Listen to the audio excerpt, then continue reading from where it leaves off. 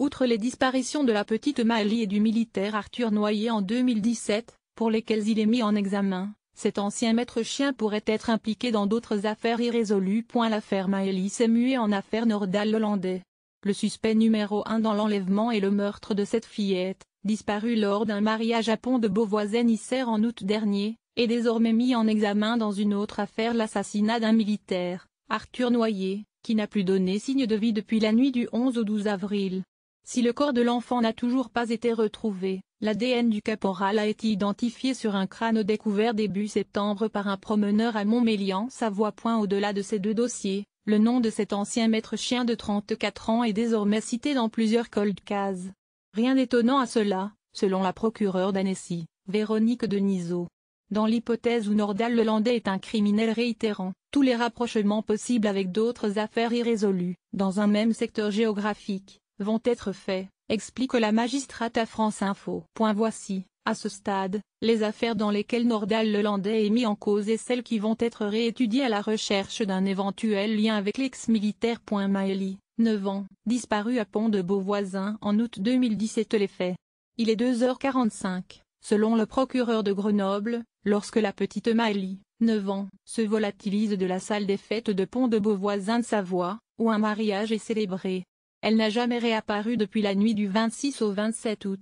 Nordal-Lelandais figure parmi les invités et a été vu à plusieurs reprises en train de discuter avec la fillette, lui montrant des photos de ses chiens sur son portable. Le lien avec Nordal-Lelandais. Il est mis en examen pour enlèvement et séquestration suivi de meurtre.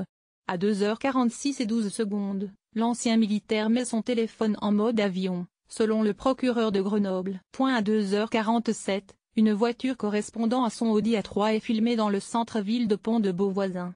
D'après l'accusation, les caméras de surveillance permettent de distinguer sur le siège passagère avant une silhouette frêle, de petite taille, vêtue d'une robe blanche.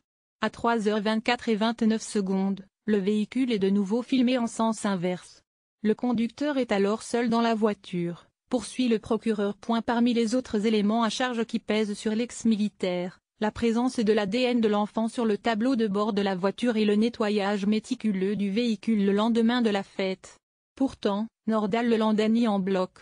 Son avocat, Alain Jacuboit, conteste formellement la chronologie du procureur. Nous savons avec une quasi-certitude qu'avant 3h30 personne ne s'inquiète de la disparition de Maëlie, plaide-t-il.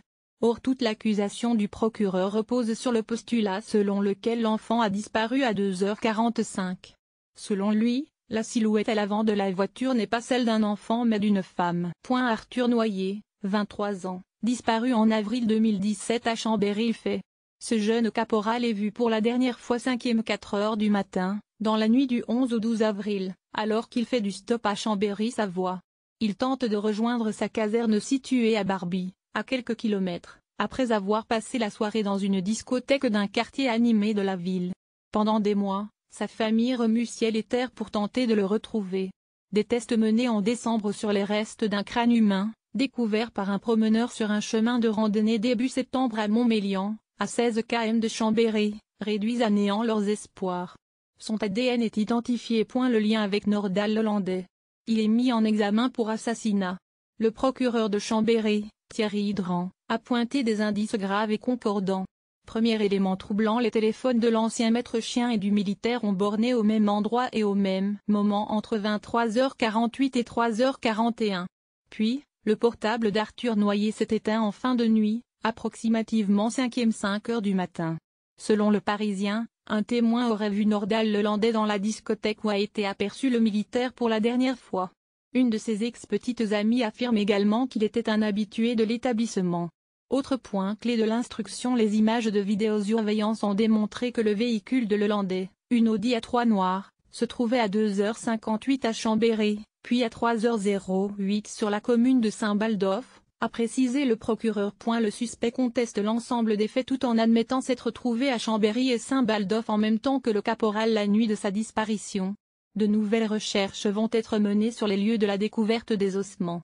Sollicité par France Info, l'avocat Alain Jacuboit n'a pas souhaité commenter cette nouvelle affaire. Adrien Mourialmé, 24 ans, disparu en juillet 20.